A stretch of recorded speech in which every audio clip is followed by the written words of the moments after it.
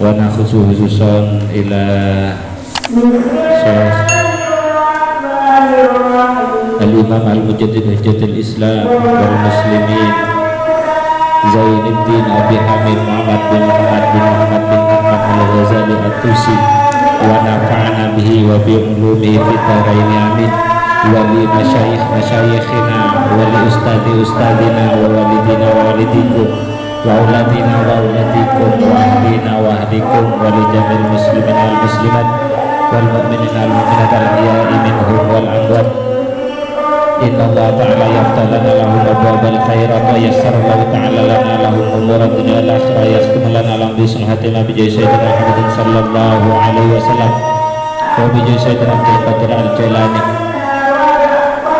Allahumma sallimna wal muslimin Allahumma sallimna li Ramadan wa sallim Ramadan lana wa sallimhu minna mutaqabbala wa laqad hajatina min hawaijina la akhirah sallallahu maqasidina yassara umurana muradina la akhirah al-Fatihah. A'udzu billahi minasyaitonir rajim. Bismillahirrahmanirrahim. Alhamdulillahi rabbil alamin arrahmanir rahim maliki yaumiddin. Iyyaka na'budu wa iyyaka nasta'in ihdinas siratal mustaqim siratal ladzina an'amta 'alaihim ghairil maghdubi 'alaihim waladdallin amin. Bismillahirrahmanirrahim. Alhamdulillahi rabbil alamin. Allahumma shalli ala sayyidina Muhammad wa ala ali sayyidina Muhammad. Amma ba'du. Baik, kita akan melanjutkan kajian kita di mana kita kemarin sudah membahas risalah yang pertama yang disampaikan oleh Imam Al-Ghazali di dalam kitabnya untuk seorang murid yang terdiri dari 3 hal. Yang pertama, meminta muridnya untuk tidak melakukan sesuatu yang sekiranya itu tidak bermanfaat. Kemudian yang kedua itu adalah beliau menjelaskan hendaknya kita ingat pada hakikat penciptaan kita sebagai makhluk Allah, yang artinya kalau kita tidak mempergunakan kesempatan yang telah diberikan oleh Allah dalam proses penciptaan kita, kita berarti sedang mempersiapkan diri menuju kesengsaraan. Kemudian yang ketiga itu adalah perhatikan umur, yang artinya ketika kita sudah mencapai umur 40 tahun, pastikan amal kebaikan kita itu sudah harus lebih banyak daripada kejelekan yang sering kita lakukan.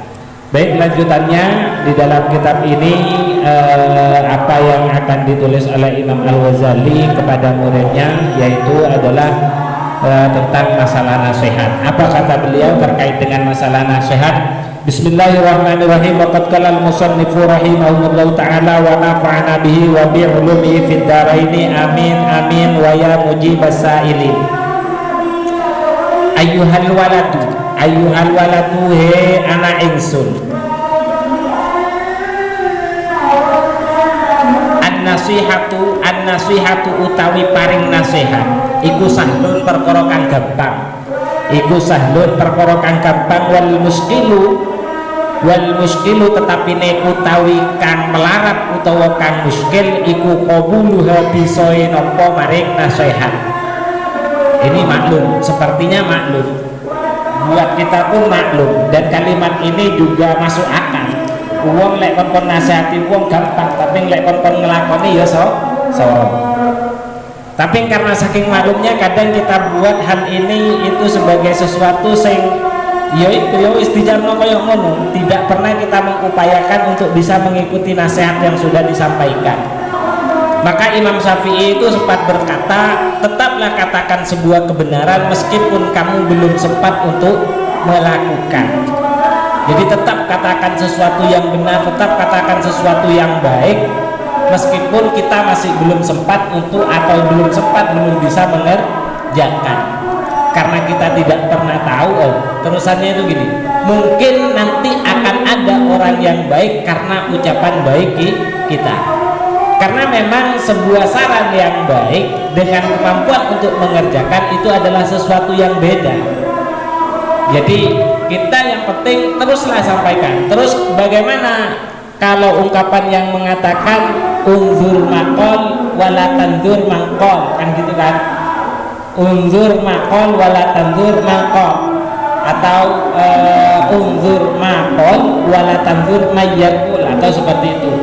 Jadi lihatlah orang yang berbicara, janganlah melihat siapa yang berbicara. Terus di dalam ayat Al-Quran itu juga ada yang mengatakan kabura maktan indallahi lima taquluna ma la taf'alun, ya.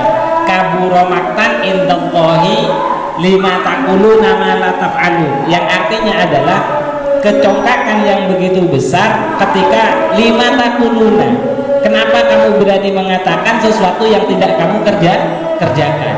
Nah, ini seolah-olah dalilnya itu adalah dalil yang saling berbeda. Satu mengatakan menitik beratkan kepada apa yang diucapkan, meskipun siapa yang berbicara ada ono urusan. Uang mabuk ngomongi api, itu tetap api. Itu dalil yang pertama.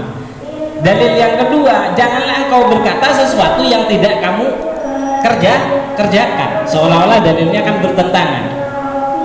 Satu, kalau kita mau mengatakan itu harus sudah kita lakukan. Yang satu mengatakan yang penting kebaikan itu sampaikan. Nah, dalil ini sebenarnya tidak bertentangan, tapi dalil ini itu harus dipegang oleh orang yang berbeda.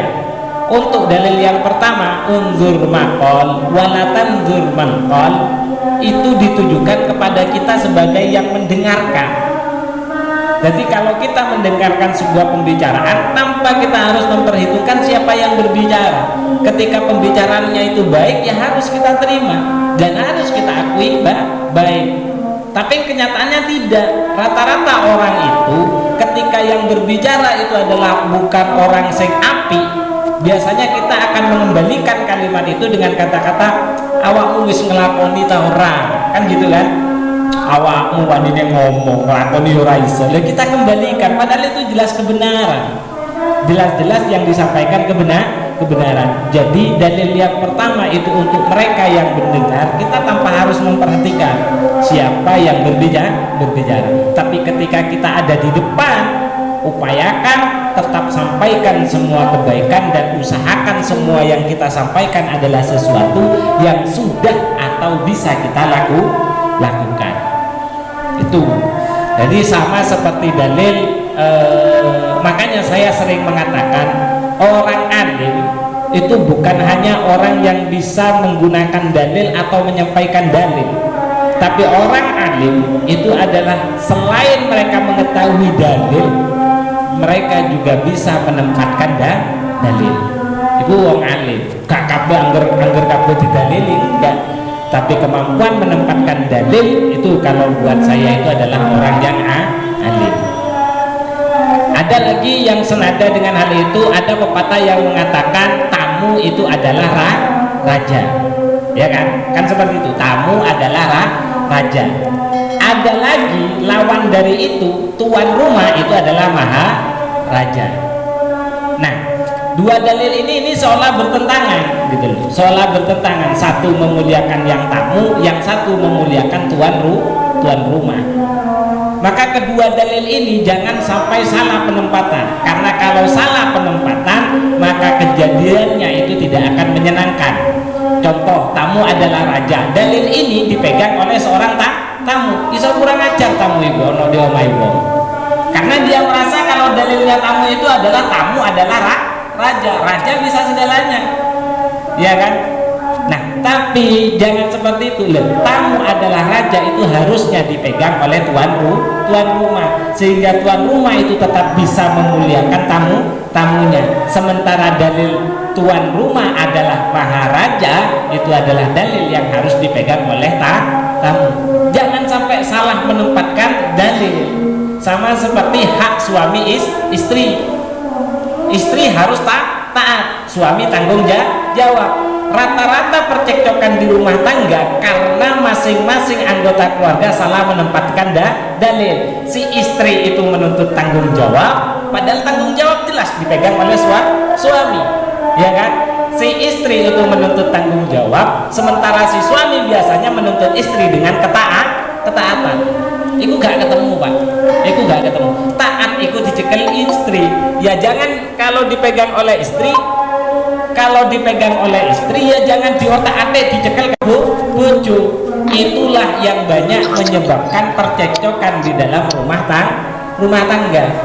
Jadi yang menyebabkan banyaknya percekcokan di dalam rumah tangga itu salah satunya karena itu, karena salahnya menempatkan dalil. Seperti dalil tadi, istri harus taat, suami tanggung jawab. Suami itu pegang tanggung jawab, istri itu pegang taat.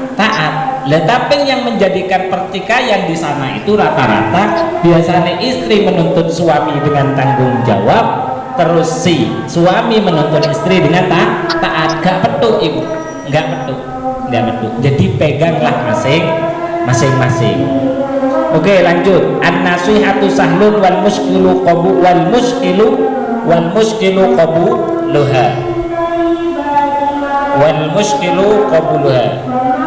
Jadi nasihat itu mudah, tapi yang sulit itu adalah menerima nasihat. Kenapa seperti itu? Kata Imam Al-Ghazali, li'anna karena sak temene nasihat, li'anna karena sak temene nasihat fi madzaki muttabi'il hawa, li'anna karena sak temene nasihat fi madzaki muttabi'il hawa, ing dalem rasane wong kang anut maring hawa nafsu iku murrun, dadi pahit, iku murrun krasa pahit. Iril manahi krana sak temene utawi perkara kang den cegah iku mahbubatun, perkara kang den senengi fi qulubihim ing dalem atine wong kang madzakil muttabi'il hawa, fi qulubihim ing dalem atine muttabi'il hawa. Alal khusus iku tetep nertentoni, alal khusus iku ing atase kekhususan man utawi wong kana kang ono sapa man iku thalabal ilmi, wong kang golek ilmu ar-rasmi kang resmi, ilmu umum lah, mustaghila fadlin nafsi, tur kang sibuk kelawan keutamaane nafsu. Jadi yang diperbesar itu adalah hanya keinginan di diri, kesenangan di diri, itu yang dicari. Wa manaqibid dunya lan kepenaan utawa pangkat dunya itu akan terasa sulit bagi mereka. Jadi nasihat itu mudah diungkapkan atau mudah dilakukan, tapi sulit untuk bisa diterima. Itu nasihat. Kenapa? Karena nasihat itu bagi orang yang senantiasa menuruti hawa nafsu itu akan terasa pahit.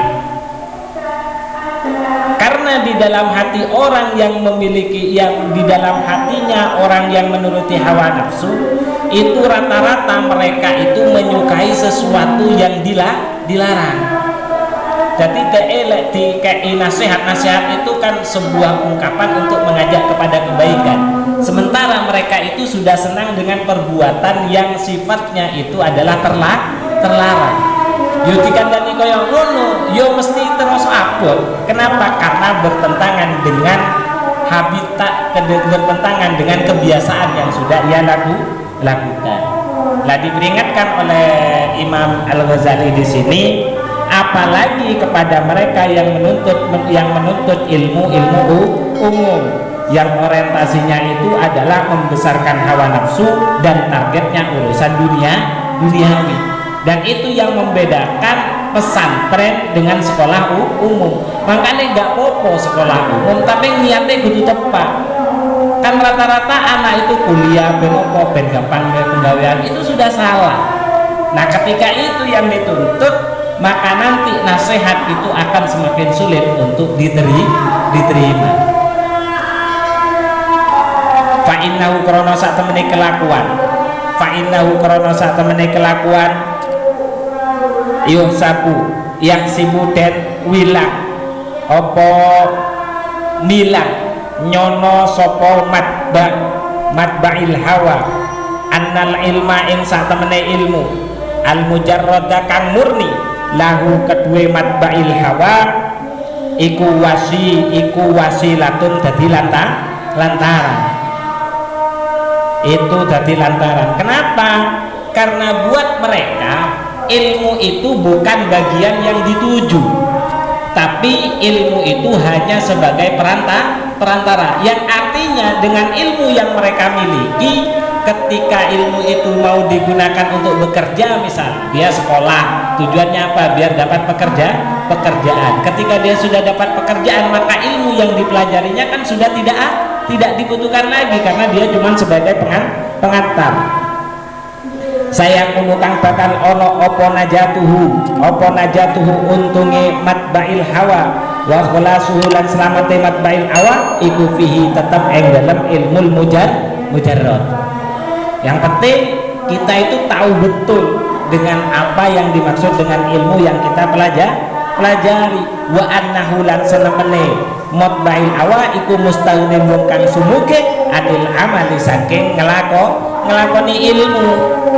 Sementara dalam pemahaman mereka, kesanggupan kita untuk melakukan ilmu itu tidak terlalu penting. Yang penting kita paham dengan ilmu yang kita pelajari. Wa hadza utawi ikilah i'tiqad iku i'tiqadul falasifati, iku i'tiqadul falasifati keyakinane wong filsafat. Ini hal keyakinan yang seperti ini itu sama seperti keyakinannya orang-orang filsafat, di mana ilmu itu bukan tujuan, tapi tidak. Kalau agama kita, ilmu itu minangka tujuan, karena tuntutan yang ada di dalam agama Islam, kita belajarnya itu adalah kewajiban. Hadisnya Nabi banyak, thalabul ilmi faridatun ala kulli muslimin wa muslimatin, kan seperti itu. Jadi kan awak iku iso lungguh buat kita itu sudah sempurna. Urusan paham itu bukan tuntutan bagi kita, itu hanya gelem lungguh kanggo ngaji, krana minangka nglakoni perintah Gusti Allah lewat Rasulullah yang berbunyi thalabul ilmi faridatun ala kulli muslimin wa muslimatin. Lek nuntut ilmu iku wajib gawe wong muslim lanang karo wong muslim wadon. Kalau orang falasifah itu tidak, ilmu itu hanya sebagai pengantar tujuan kita hidup. Ya sama seperti tadi, awakmu sekolah dukur-dukur gawe apa? Yo ben bakate dukur, ben sekolah ben aku cepat duwe penggawean. Nyapa kon kok mlebu STM? Yo ben gampang kok golek penggawean. Kan rata-rata seperti itu. Itu sudah keluar dari tujuan menuntut ilmu. Lah, orang yang seperti ini itu nanti sulit akan menerima nasihat. Orang yang seperti ini itu nanti akan sulit menerima nasihat. Subhanallahi, sampai ditulis seperti ini. Subhanallahi, maha suci sinten Allah, al-azimi kang maha lahur sinten Allah. Ternyata jawabannya ora kaya ngono.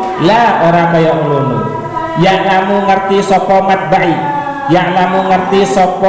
matba'il hawa hadzal qadara ing ikilah kadar annahu sak temene matba'il hawa hina hasola ing dalam arekalane ngasilake sapa matba'il hawa al ilma ing ilmu idza lam ya'mal ing dalam arekalane orang ngamal sapa matba'il hawa bi kelawan ilmu takunu moko bakal ono apa al hujjatu dalil alaihi ing atase matba'il hawa iku akada kang luwe temen kuwate. Maka perlu tidak seperti itu santriku, jare Imam Al-Ghazali. Enggak kaya ngono. Krana sakjane cara wong sing nuruti hawa nafsu iku ngerti lek kenyataane ilmu kok gak diamalno iku dadi dalil kuat dhek kanggo disiksa paling pertama, maka pasti dia tidak akan memiliki pendapat yang seperti itu. Karena ini senada dengan apa yang disampaikan oleh Rasulullah, kata Imam Al-Ghazali. Kama qala Rasulullah, kama kaya keterangan kala kang ngendikake ing masinten Rasulullah utusane Gusti Allah sallallahu alaihi paring tambahi rahmat takzim sinten Allah alaihi ing atase Kanjeng Nabi wasallam lan paring keselamatan sinten Allah ing Kanjeng Nabi. Apa dawuh Kanjeng Nabi? Inna asyaddan nasi sak temene banget menungso apane azaban siksane yaumal qiyamati ing dalem dina kiamat iku alimun wong kang alim lam yanfa'uhu kang ora manfaati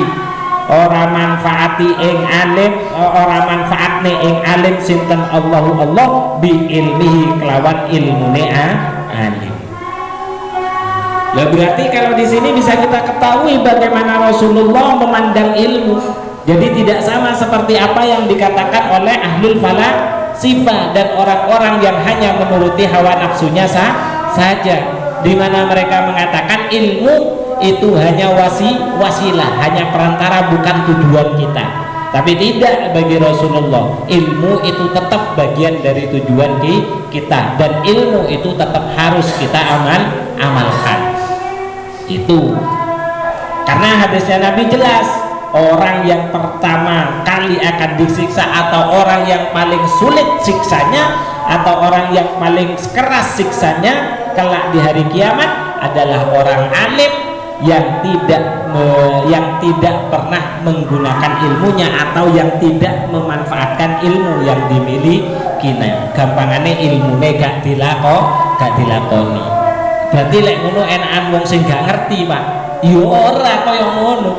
Wong alim turune wong alim iku luwih apik timbangane ibadahe wong goblok selama 60 tahun.